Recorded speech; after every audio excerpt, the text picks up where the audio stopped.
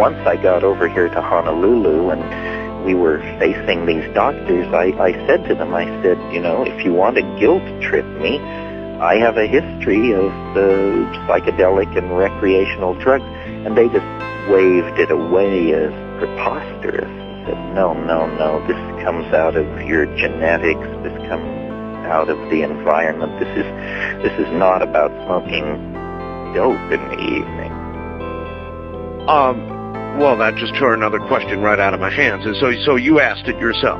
Oh, of course, because I knew that anybody hearing this news about me was going to say, remember all the drugs he took? Right. Yeah. See what happened to that guy? Here's a bad example. These scientific doctors don't hold out much hope. I mean, I think they're trained to look you right in the eye, and they do, and they say 6 to 9 months, no escape. And so that's what they're telling you now? That's what they're telling me now, yeah. I think what we're really talking about here, Art, is the power of love. That's right. And once they pull the rug out from under you and give you a death sentence, suddenly the lights come on and you realize that love is what it's all about. And love is what keeps people going. It cures diseases. It brings children into the world. It makes people able to die with dignity. What do you believe about us? I meant to ask you that. When I say about us, we are biological, complex organisms, and the big kahuna question is whether we are more than just that, whether at death there is not an ending, but something else, a new beginning, or something, a continuation of some sort. Obviously, in your situation, you would have been reflecting on this. Well, I think nature doesn't build patterns as complex as ourselves simply to throw them away at the edge of the grave. I really think that what a lifetime of psychedelic journeying has taught me is consciousness can exist outside of the body. And if it can exist for an hour or 6 hours, then why would nature throw the beauty of that away? So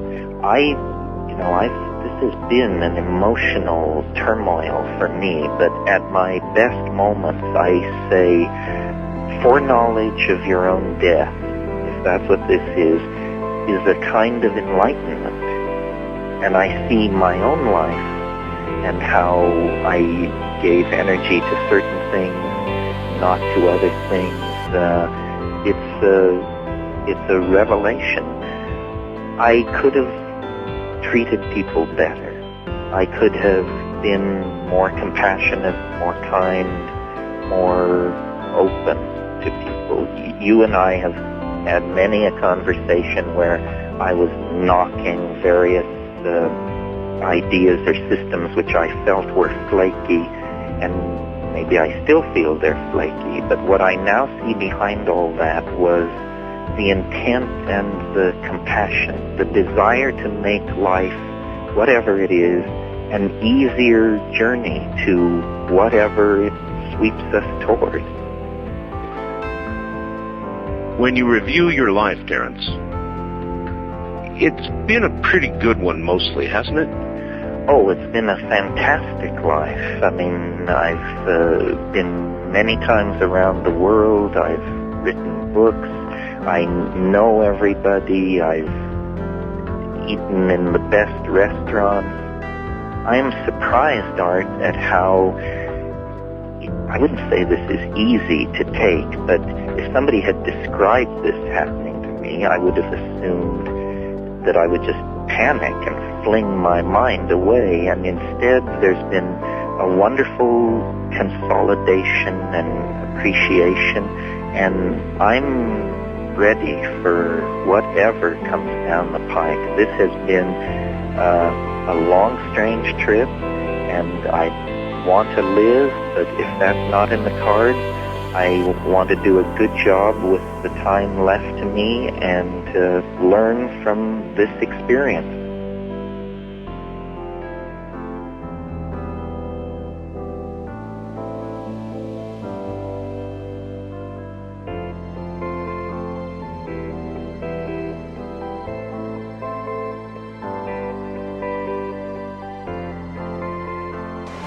So I'll try to be at Palenque in February, whenever it is. I'll try to be around and about.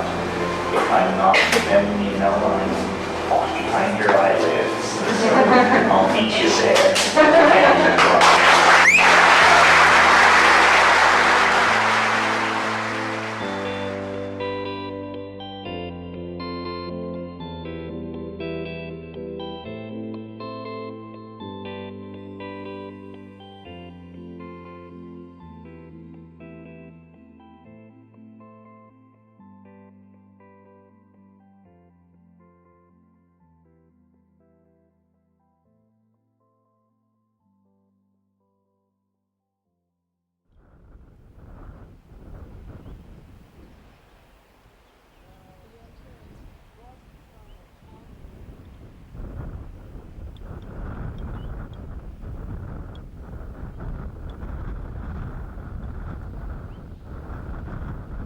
As long as we have civilization, we will have psychochemistry from here on out.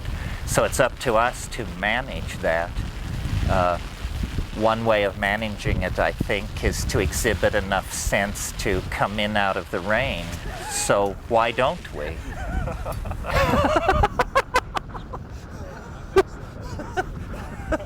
Doesn't that seem like a reasonable high consciousness move at this point? Doing my best. You have it all. I think this is impossible, Schwan. Okay. Plants are what we're talking about, and I used to sort of shy away from the word magic, but more and more I've come to like it, because it makes the right people so uptight and say, just talk about magic plants. Who's going to bust you for magic plants? You say, you mean drugs? No, just magic plants. Say, oh, I see. Well, you're an airhead, so... So what I'm talking about this morning is my hope that the awareness of psychedelics as a personal force in each of your lives, I don't think I have to talk to you about that. You're self-selected for being here, and you know that. What I want to talk about is how important it is to re-understand our history, to re-understand that this is us. We didn't get to this place by ourselves. What distinguishes us from the other primates is that we formed a symbiotic relationship with a mystery. And the mystery is an intelligence on this planet. We can't say how long, at least as long as we have been here, may have come from the stars, could be an extraterrestrial intellect, could be the dark recesses of our own mind that we have evolved so far from that we cannot recognize. But we might as well treat it like an extraterrestrial, because no extraterrestrial that we are going to meet is going to be as alien as this thing that we have found in ourselves. The aliens of Hollywood who come in metallic ships with an interest in our atomic power plants or our redwood trees or whatever are just like the guy living next door compared to the entities that we find in our own mind. So it doesn't do any good to psychologize the alien and say, as Jung attempted to say, well, it's the autonomous other. Autonomous psychic components in the human mind present themselves as elves, fairies, sprites, and aliens. Once you've met an elf, a sprite, a fairy, or an alien, you realize that waving the wand that says this is a component of your own psyche is just ludicrous. It's as ludicrous as me waving a wand at you and announcing that that's gotten rid of your existential validity because you're a part of my own psyche. You know, it's madness when applied to another person, and I think it's equally appropriate when applied to these entities contacted in the trance. To do that, to try to reduce it, to say, well, it's just one part of my head talking to another, is to fall into this paternalistic scientific desire to have it all be very neat. How would it be if it's not neat at all? How would it be if nobody really knows what's going on? How would it be if understanding what reality is actually depended for you upon you? And that book by Fritjof Capra that you paid $18.95 for isn't going to do it. And neither is sitting at the feet of some guru. That it's serious business. And the first thing to understand is that nobody knows. That you're not looking for a teacher. It hasn't been found out. It's not sitting on the shelf of some library. It is being figured out now. And your job is to die with the state-of-the-art understanding having emerged into your mind 5 minutes before you got there. And then, you know, that will carry you through. We need to awaken to the adventure and the richness and the openness of the game. The rules have not yet been forged.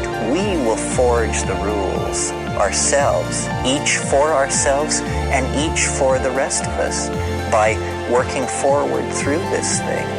I think we're at the very beginnings of grappling and dealing with the psychedelic era. We are like people talking about evolution in 1855. You know, a few of us have read Darwin's paper. Nobody's sure exactly what it means. It's a strong intuition of something. The species thing is a problem. Nobody's quite sure.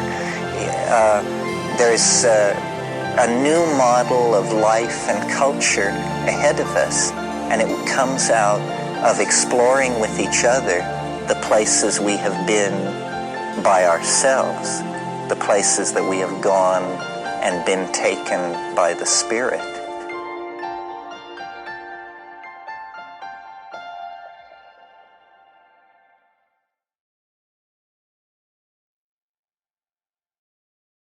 Take it easy, dude, but take it.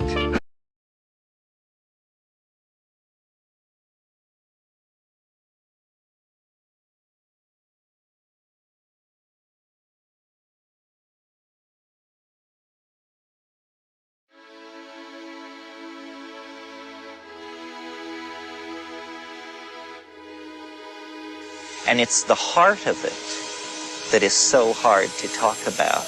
I mean, I skim the ideas off the depth of a sea of heart whose boundaries cannot be taken, because that's my style. But the unsaid part, the dizziness of the things unsaid. Remember the poem by Trumbull Stickney?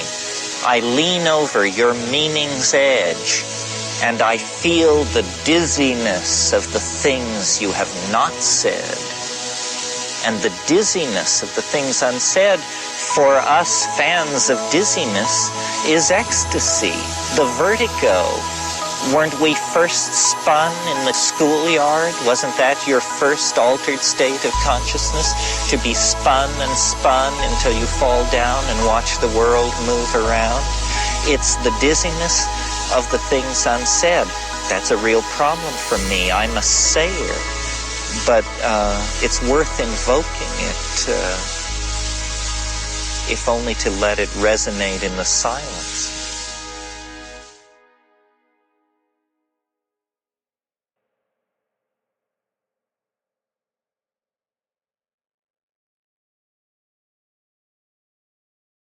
So that's the end of my song.